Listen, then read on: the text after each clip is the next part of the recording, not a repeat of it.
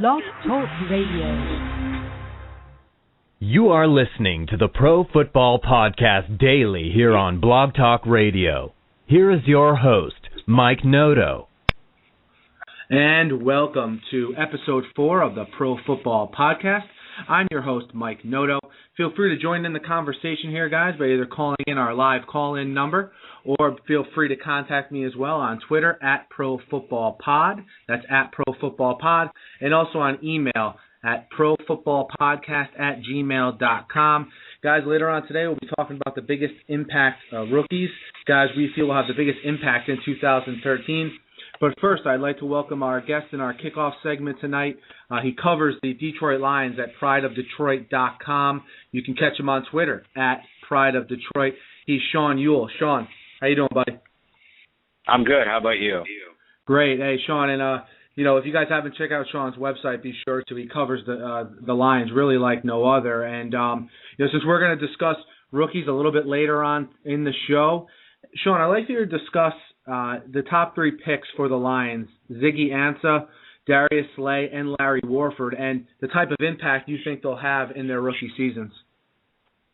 Well, the Lions went into this draft coming off of a 4-12 season, and so it was pretty clear that they needed rookies and draft picks who were going to be immediate contributors. And last year, that wasn't really the case. They had almost every single starter coming back, and they really didn't necessarily need their early round picks to be immediate contributors. Case in point, Riley Reif wasn't necessarily a traditional starter on the offensive line. The first round pick out of Iowa last year, he was instead used as the 6th tight end and as the 6th offensive lineman, rather, in sort of a tight end hybrid type role. And so the Lions are now going to rely on him to be a starter this year in the more traditional sense. And they're also going to rely on their 3 top picks to be starters in their first season in the NFL. And Ziggy Ansah, he's going to come in, and he's essentially being penciled in by default as a starter at defensive end. They added Jason Jones at the other side of the line, and he should be a starter. But other than him, all they had going into the draft was Willie Young, somebody who had no sacks last year despite being hyped up quite a bit, and then Ronald Lewis, who only had 1 defensive snap in his rookie season in 2012. So they really needed help at defensive end, and Ansah should provide that. And now it's really not determined yet how he will be used immediately, if he'll be an every down type of defensive end or if they'll use him more situationally early on and then work him in more and more as the season progresses. But he should be an immediate contributor. And really, Darius Slay, the cornerback out of Mississippi State, he should be an immediate contributor as well, because the Lions have Chris Houston back on one side, but on the other side at cornerback, it's really anybody's guess right now who's going to start, because you have 3 draft picks from last year, 3 cornerbacks who had varying amounts of playing time. Jonte Green didn't do much early on, but then he became a starter as the year went on. But that was partly because Bill Bentley, another rookie, went down, and then you also had Chris Greenwood miss the entire season with an injury. And so he'll battle those 3 picks from last year for a starting spot. And then when you get into the 3rd round with Kentucky offensive guard Larry Warford, he is expected to be a starter, and he actually may have the biggest impact early on. And that may seem a bit strange considering the Lions picked 5th overall, and we're talking about a 3rd-round pick here. But the Lions released Steven Peterman earlier in the offseason, and they really need to get better in the interior of the offensive line. And that's a big reason why they picked Warford. They need to have a better pass protector for Matthew Stafford inside, somebody who won't let the pocket collapse. And then at the same time, as the Lions look to get a bit more balanced offensively with the addition of Reggie Bush, they need somebody who can open up holes in the middle of the line. And I think Warford is going to be able to do that early in his career. Yeah, you bring up a good point about Larry Warford. I thought along with the Ravens pick of Arthur Brown in the mid-50s, I thought the best value pick in the entire draft was Martin Mayhew jumping on Larry Warford there in round 3. But transitioning from the draft to free agency, the Lions have been active in free agency, signing guys like you said, Reggie Bush, the running back formerly of the Saints and the Dolphins. But I read a report today that came out that Josh Cribbs had a visit planned with the Lions. It's been reported also he's basically going to have the choice between the Giants, Jets, Raiders, and of course the Lions. Do you think he'd be a good fit for the Lions? Yeah, Cribbs actually visited this afternoon, and he left without a contract, but he basically said that he's going to think it over for a couple days and then make a decision. And as you said, it's believed to be down to the Lions, Raiders, Jets, and Giants. And what's interesting, he also said that he wants to go to a team with a solid quarterback, which indicates that he's not interested in strictly playing a special teams role. And really, that's where he's the best fit by far for the Lions, because they are in need of a new kick returner and a new punt returner after the debacle that was Stephon Logan last season. He was an outstanding pickup just a couple of years ago, and ever since they changed the rules with kickoffs, I don't know if it just messed with his head or messed with his rhythm or what, but Logan could not be relied upon to do anything really positive in the kick return game, and he was really a liability at times in the punt return game where he failed to fair catch and let the ball drop inside the 10-yard line, or he fumbled the ball in muff punts, or the most infamous incident with Stephon Logan that ultimately cost him his job is when he took a knee on a kickoff after a safety at the 4-yard line, and that got him benched at the end of last season, and that pretty much signaled that, okay, this isn't working out. The Lions have got to do something about this if they are serious about improving their special teams units. And really, this is the last area where they need to get better. They went out and drafted a punter to improve that part of their special teams, and then they brought in David Akers to replace Jason Hanson, who decided to retire. And so this is really it. And Cribbs is coming off of a Pro Bowl season, and granted, he hasn't been as good as he was earlier in his career, but he's still in the top 5 in yardage average on both punt and kick returns.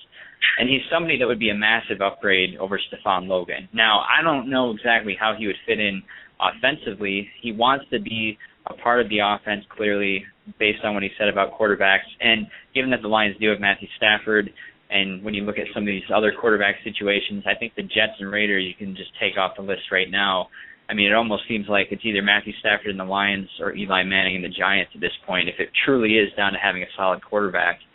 And what's true for the quarterback or the wide receiver situation with the Lions, they don't have anybody really set aside from Calvin Johnson. And you have a couple others who we'll probably talk about here in a bit. But Cribbs could have an opportunity to step in if he can prove that he's reliable in the pass game, and if he can get back to his numbers from a couple seasons ago in Cleveland where he had around 500 yards receiving, and he showed an ability to get into the end zone, which the Lions really didn't have aside from Calvin last year.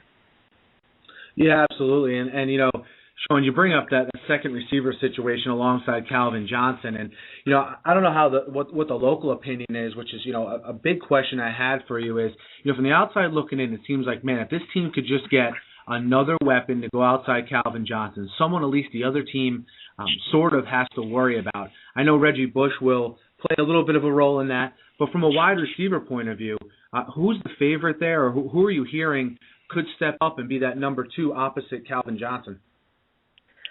Well, last year the Lions went into the season seemingly being absolutely set at wide receiver, and that was one of their strengths, believe it or not, because you had Calvin, and then you had Nate Burleson coming back, and you had Ryan Broyles joining the team as a draft pick. And granted, he was recovering from an ACL injury, so he didn't do a whole lot early in the season, but he really showed a lot of promise later in the year before tearing his other ACL. So now he's sort of in the same boat where he's recovering from an injury.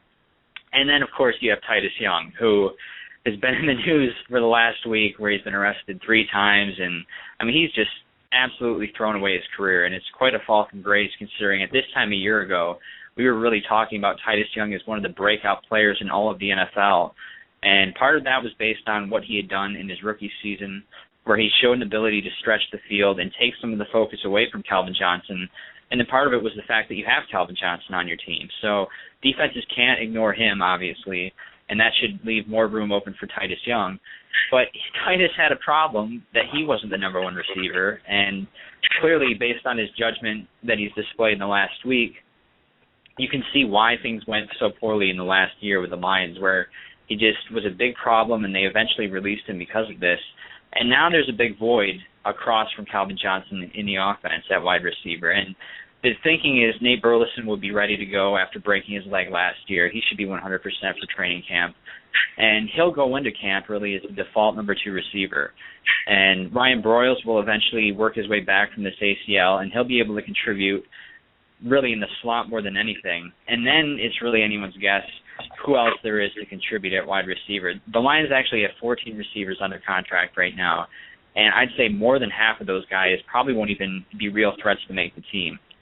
And a lot of these guys are unknown, unproven players who are either rookies or in their second year and really just spent last season on the practice squad. And so it's a situation where the Lions are really hoping that somebody will just emerge as a star. And maybe that's Patrick Edwards, who was on the practice squad last year, or maybe that's Mike Thomas, who they traded for from the Jaguars, and he hasn't shown a whole lot last year. And then you have rookie Corey Fuller, Chris Durham, who showed some signs of promise last year when he was activated to the 53-man roster, but he's an unknown as well. And then you have Devin Thomas, the former New York Giant, who unretired to sign with the Lions. And, I mean, it's really a crapshoot. And this is where you look at a team like the Atlanta Falcons, where they have Roddy White and Julio Jones, two top-tier receivers who can stretch the field and make defenses pay. And that's something the Lions are lacking. And the thinking was on the second day of the draft, they might take a wide receiver to address that need. But when the Tennessee Titans traded up ahead of them, they took Justin Hunter, who was believed to be a top target of the Lions. That idea really went out the window, and so they pretty much ignored the position in the draft. And so at this point, I think it's safe to say there will be a top three of Calvin, Nate Burleson, and Ryan Broyles, but they definitely need to get more play out of some of these other guys going into the season. You know, I thought it was real interesting with the Lions draft, and I give Martin Mayhew a lot of credit for this. I thought he stuck very true to his board and truly took the guys he thought were the best players available at every turn. And I think in the process of that, though, one of their big need positions, the left tackle position, along with the wide receiver position, they didn't address either of those. Are you at all concerned that the Lions didn't address that left tackle position in the draft? It's definitely a concern. And it's not just the fact that they have to replace Jeff Backus, who really, it would have been a lot better for the Lions if he had waited one more year to retire. But he retired this year, and so that opened up left tackle. And then, as mentioned earlier, Stephen Peterman was released, opening up the right guard spot.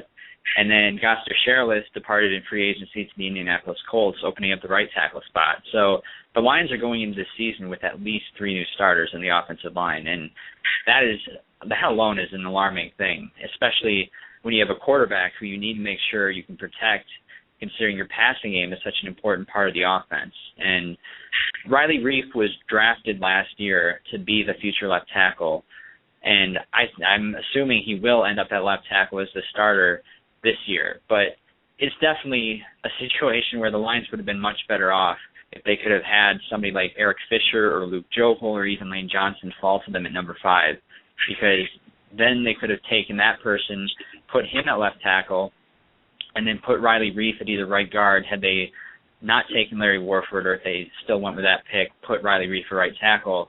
And then your offensive line is young and inexperienced, yes, but you have a lot of talent. And instead, the Lions are looking at the 2013 season where they're going to have Reiff probably at left tackle, Larry Warford, a rookie, will be at right guard, and then at right tackle, it'll probably be either Jason Fox, a former fourth-round pick who has been injured most of his career, and injuries are why he dropped in the draft a few years ago in the first place. And then you also have Corey Hilliard, who has been able to fill in the past when starters have gone down, but nobody's really sure if he'll be able to be a reliable starter on a full-time basis. And that's a big reason why, after the draft, Martin Mayhew admitted the Lions still need some help at offensive tackle, and they need to get a veteran who has had starting experience.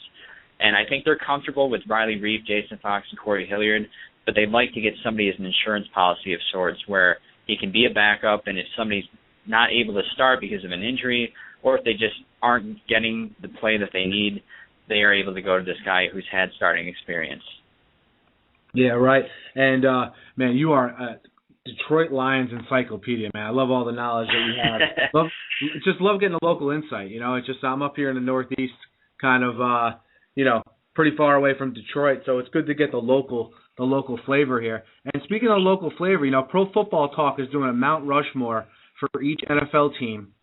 If you could, if Sean Yuille could pick a Mount Rushmore from the history of the Lions, who would be on it?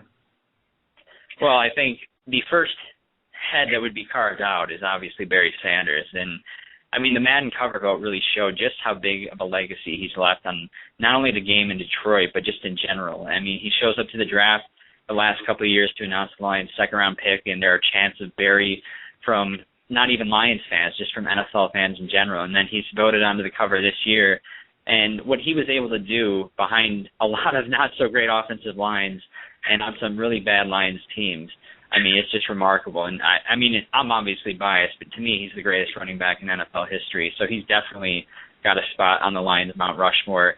And for those other three spots, you're going to have to go back a lot farther, and this is way before my time.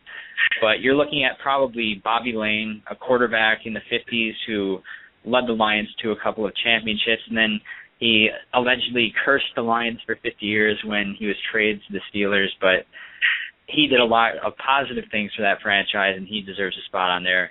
And then the other two are probably a couple of defensive players. Joe Schmidt, who went to the Pro Bowl 10 times, and he was an all-NFL player 10 times, and then in the 1950s and 60s. And then also Lem Barney, a cornerback, who was a Hall of Famer and played for the Lions in the 60s and 70s. And obviously what we're seeing right now with Calvin Johnson, you may want to leave some space for a possible fifth player to be added there in 10 years or so, based on the way he's played so far. But I'm not just ready to put him on there yet. We'll have to let his career play out, but I think he's got a spot on there in the future.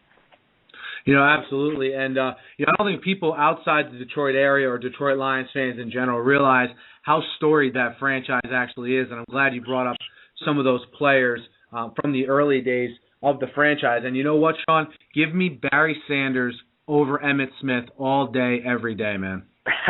Yes, thank you. Not a problem. He's Sean Yuille. You can catch him on prideofdetroit.com. You can also catch him on Twitter at Pride of Detroit. Sean, can't thank you enough for taking time out of your busy schedule tonight. Thanks a lot, buddy. Thanks for having me. All right, have a good night, man.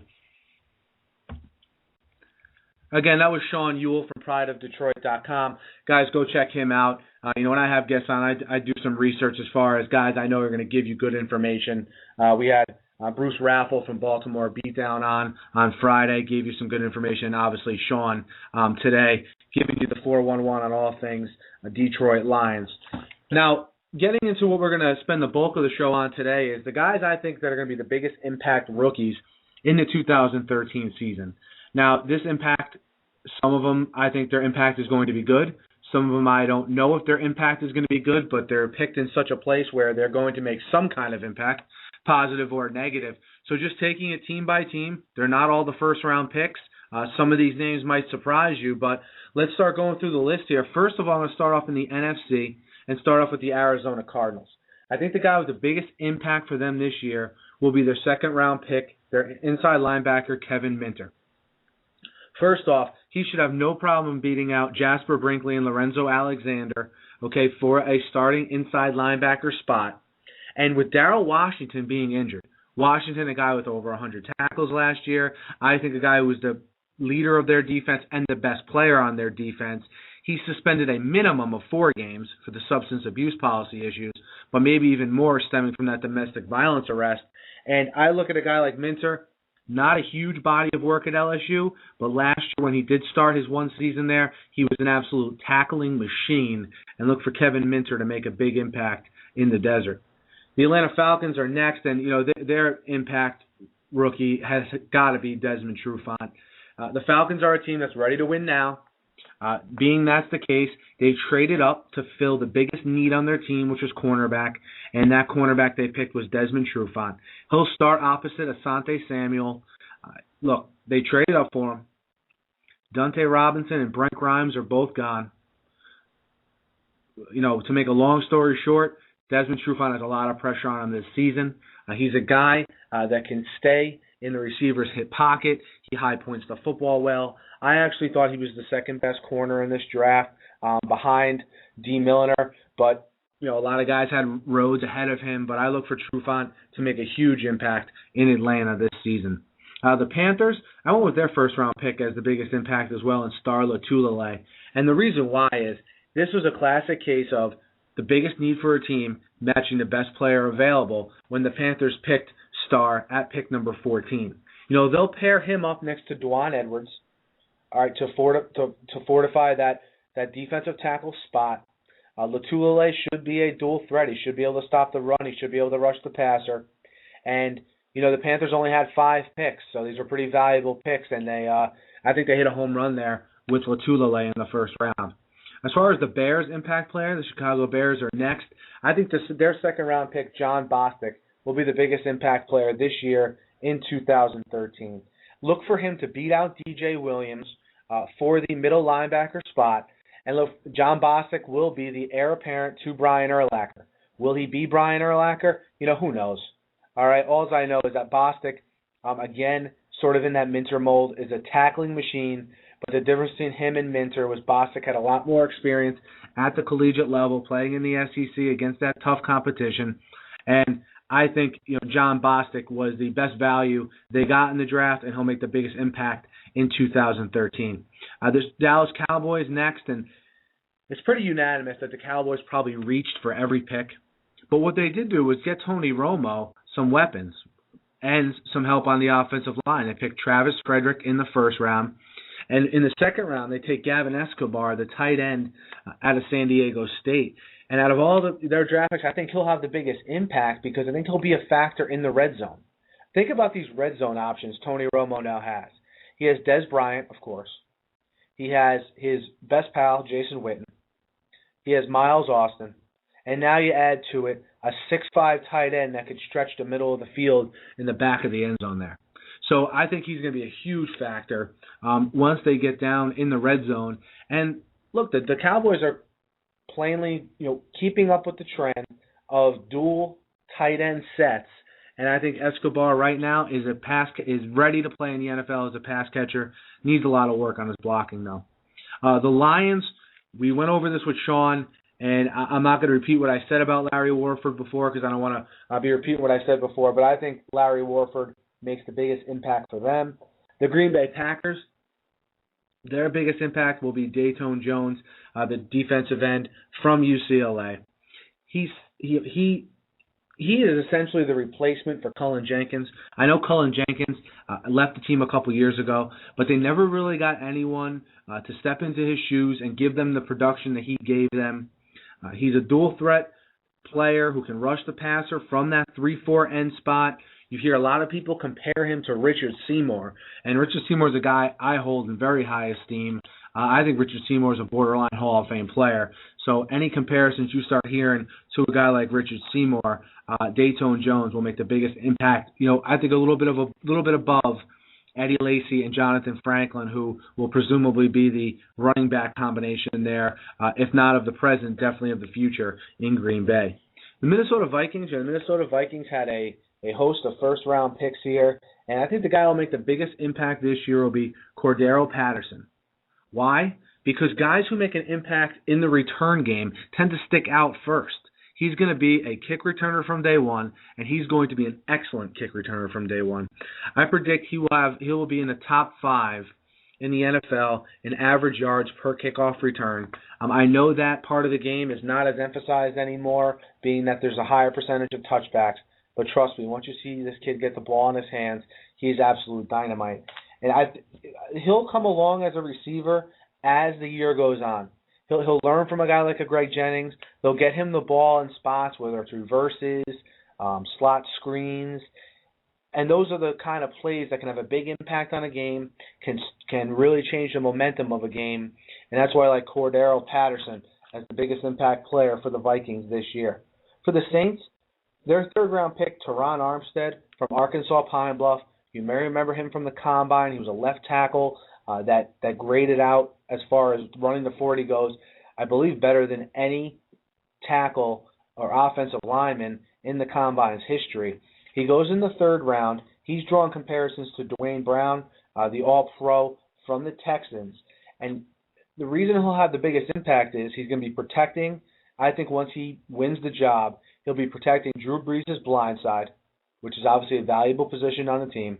And he'll be replacing a guy in Jermon Bushrod who was a stud, and who was a stud on good teams there in New Orleans, and big shoes to fill. So Teron Armstead, pressure's on you there, buddy, out there in New Orleans. The Giants, I think the rookie that will have the biggest impact for them is third-round pick Demontre Moore. Demontre Moore, what's going to happen this year with the Giants is they're going to kick Kiwanuka in as a permanent defensive end to replace Osi Umenyiora. In the past, Kiwanuka played a defensive end, outside linebacker sort of hybrid position. you'll see DeMontre Moore be brought along in that role. And I think what you see with Moore is he was a very productive sacker of the quarterback in college. I think that trait translates to the NFL pretty well. That, along with a good offensive lineman, I think translate the best. I look for Moore to have an under-the-radar good season where he contributes and, maybe is in on specific packages, but does a real good job, better than most people think. The Eagles are up next, and I think their biggest impact player will be their first-round pick, Lane Johnson. And you say, man, that was easy. He was the 4th pick overall. Of course he's going to have the biggest impact of any of the rookies, but there's reasons for it, guys. Lane Johnson helps strengthen 2 positions for the Eagles. He will play right tackle, Jason Peters at left tackle, and they can kick Todd Harriman into guard, which is his natural position. And also, he's a perfect fit for the scheme that Chip Kelly wants to run. You have to be in a certain amount of physical shape to play in that scheme, and Lane Johnson fits the mold from that perspective and a talent perspective. Up next, San Francisco 49ers. I think their first-round pick also, Eric Reed, will have the biggest impact. They're in a similar situation to the Falcons, the Seahawks, teams like this where, their roster is pretty well built. And they just need guys that they draft to either come in and plug the 1 or 2 holes they have or come in and build depth. Reed is a guy that's going to have to play right away. He wasn't brought in to build any kind of depth. He's going to presumably step in for Deshaun Goldson at that safety spot, and a lot is going to be expected of him. This is a team that wants to win now. Goldson was a Pro Bowl player for them, and we'll see. I think Reed will have an excellent impact here for the 49ers in his rookie year. The Seattle Seahawks, again, they picked mostly for depth. They didn't have a first-round pick, but a guy I think we should watch out for is Luke Wilson, the 5th-round pick tight end from Rice. He was on a college team with Vance McDonald. Okay, Wilson goes a little bit later in the draft. He runs a 4.5 40. He stands 6'5", and that's one thing the Seahawks don't have is a guy down the middle of the field who can stretch the field. And I think eventually, let's say towards the later part of the year, you'll see this guy really develop into a weapon that Russell Wilson will trust and throw the ball to, especially in the red zone. The Rams are up next in the NFC West there. And I think, the guy with the biggest impact for them is going to be Tavon Austin. While I'm not in love with the pick there at pick 8, trading up to get a guy who's a small wide receiver, he'll have the biggest impact surely because they did trade up for him, and they're going to really try to get him the ball at any cost. And they'll get him the ball, obviously, in the receiving game and also in the return game as well. And we'll see how he holds up. If he suffers that first big hit, how does he hold up? But again, Tavon Austin, the 8th pick overall, the biggest impact rookie for the St. Louis Rams. Next is the Tampa Bay Buccaneers. The Buccaneers had a pretty interesting draft. They didn't have a first-round pick because they traded it to the Jets, but they did get cornerback Jonathan Banks from Mississippi State in the 2nd round.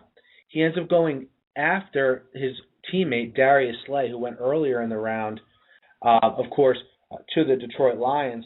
And Banks is in an interesting spot because he's going to have an impact, good or bad, because he's likely going to start opposite Darrelle Revis, and you know what that means. No one throws at Revis. For a guy who's watched every game Revis played in his career, after his rookie year, starting in his 2nd year, no one threw the ball his way. I'm assuming that will continue in this upcoming season, given that he's healthy and fully ready to play. And it puts a lot of pressure on Jonathan Banks. A lot of balls are going to be coming his way. Just ask Antonio Cromartie, who played with Revis, obviously towards his end of his time there with the Jets. The Redskins are the last team in the NFC, and again, I think it's similar to Jonathan Banks. I don't know whether his impact is going to be good or bad yet, but 2nd-round pick cornerback David Amerson is going to have the biggest impact because he's likely going to start right away. Okay, let's say him and D'Angelo Hall start right away. And Amerson had a very good second to last year in college and was awful last year in college. So we'll see how he comes out. We'll see if he's the David Amerson that we knew 2 years ago, or if he's the David Amerson last year. If he's the David Amerson from last year, your Redskin fans better get ready to see a lot of balls sailing over his head because that pick made me a little bit uneasy when they made it because I know they're going to be depending on him from day one to be productive. And that takes care of the NFC. Moving into the AFC teams, the guys I think will have the biggest impact from a rookie perspective this year. The Ravens are first, and if you listen to my interview at the top of the show with Sean Yuille, I kind of hinted at this guy. I thought the Ravens pick of Arthur Brown in the mid-50s there in the second round was the pick that they got the most value in return in the entire draft. He's going to step in right away and start at one of those inside linebacker spots. I think that's pretty much a given. He's a first-round talent, I think, and I thought it was pretty clear he was a first-round talent. I was surprised to see him last after pick 26, which belonged to the Green Bay Packers. Look for him, I think, eventually to be even better than Donnell Ellerbe was, Ellerbe who left via free agency to the Dolphins. So Arthur Brown, the second-round pick of the Ravens, the biggest impact this year. Next is the Bills. And look, E.J. Manuel is going to have the biggest impact on that team out of all the rookies. And, again, whether that impact is good, bad, or indifferent, we don't know yet. But he's picked 16 overall. When you're picked 16 overall in this day and age in the NFL at the quarterback position, it's most likely you start from day one. So we'll see what E.J. Manuel has to offer. It should be interesting seeing him adapt to the pro game, seeing what kind of offensive wrinkles Doug Marrone has for the AFC East and the rest of the NFL with E.J. Manuel at the quarterback position. The Cincinnati Bengals up next, and Tyler Eifert has to be the biggest impact guy for them, only because of the matchup problems he and Jermaine Gresham will pose to defenses. And I think the guy who has to like this the most outside of Andy Dalton is A.J. Green. Think about the pressure that's going to be taken off of A.J. Green because now the presence of Eifert and Gresham sort of taking some of those defenders and really, I mean, Andy Dalton has been given all these weapons now, whether it's Eifert, Gresham, A.J. Green, the two running backs now with Gio Bernard joining BenJarvus Green-Ellis, a solid defense even, a solid young defense. So we'll see what Andy Dalton can do if he can lead them back to the playoffs for the third year, but I think Tyler Eifert will help them in that effort. The Browns, Barkevious Mingo is a pick that a lot of people questioned. I really liked Mingo, and I thought he would be the first pass rusher taken, a 3-4 pass rusher taken. He ended up being the second one behind Deion Jordan, who the Dolphins traded up to get. I think Mingo is a solid candidate for Rookie of the Year. Why? Because I think they're going to be forced to play him right away, and he's a pass rusher. A lot of this talk about him being too light. The guy is fast as lightning, and he has a motor that never stops.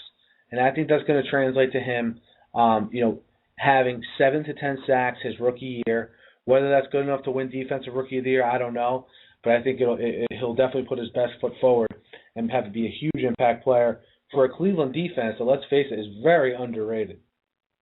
The Broncos, the guy with their biggest impact for them, a little bit under the radar here. I'm going to go with 5th-round pick, wide receiver from Georgia, Tavares King.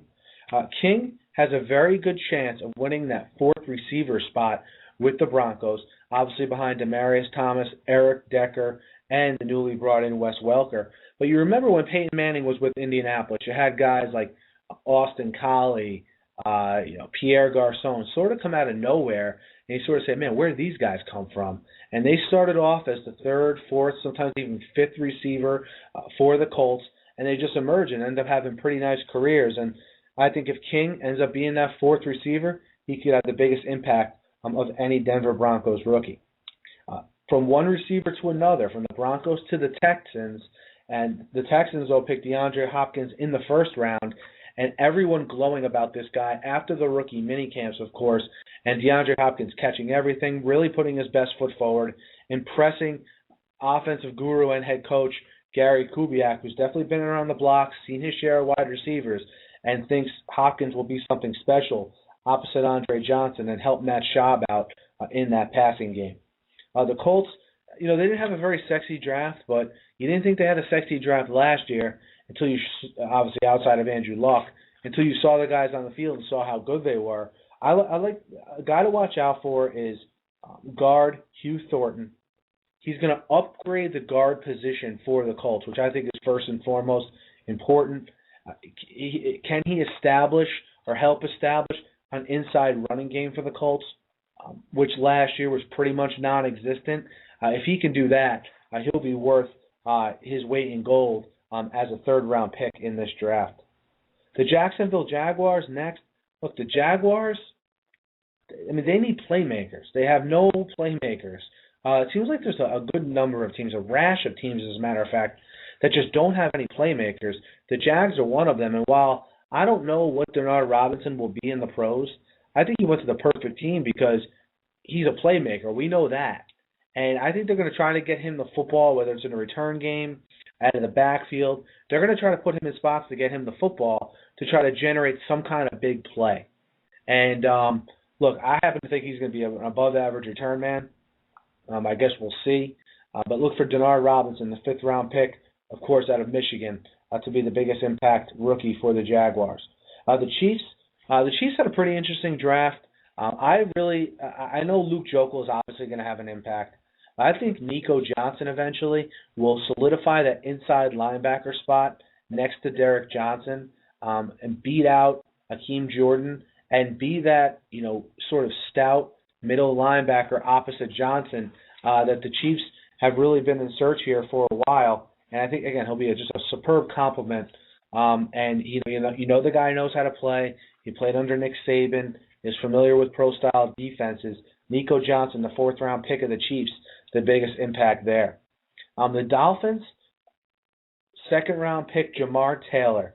And Deion Jordan, I think, who was their first-round pick, is going to have to wait a little bit to contribute. I don't think he's going to be an every-down player yet. I don't look at him as being a finished pass-rushing product like a Mingo is, for instance, who the Browns took a couple slots behind Jordan.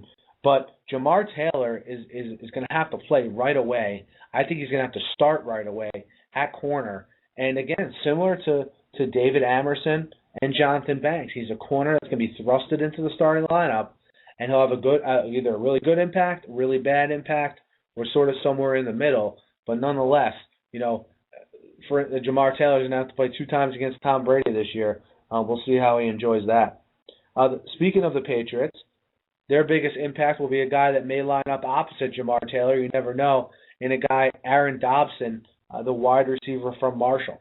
He was the Patriots' second-round pick.